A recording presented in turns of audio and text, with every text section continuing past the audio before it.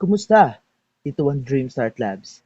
Sa video na ito, nais kong ipakita sa inyo kung paano makakalikha ng mga topic ng talakayan upang kumuha ng notes. Narito ang isang senaryo. Isang guest speaker ang dumating sa isang meeting ng grupo upang magbigay ng maikling pagsasanay kung paano palaguin ang mga negosyo.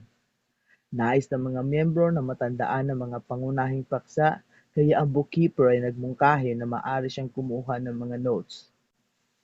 Mayroon bang lugar kung saan niya maidaragdag ang mga notes na iyon sa DreamSave?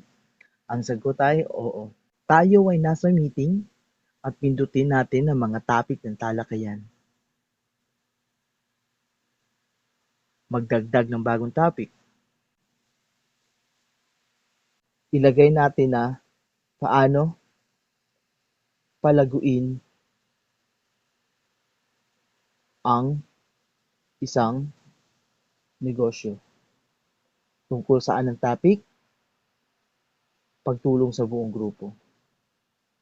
Pindutin ang lumikha ng topic. Piliin ang topic sa araw na yon. At sa seksyon na ito, maaari tayong magdagdag ng mga tala. Pindutin ang tapos na. Ganyan makalikha ng mga paksa ng talakayan. Pindutin ulit ang tapos na.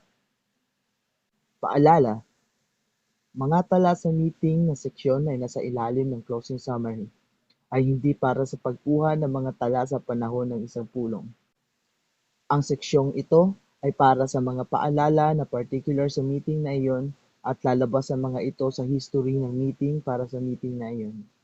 Maraming salamat.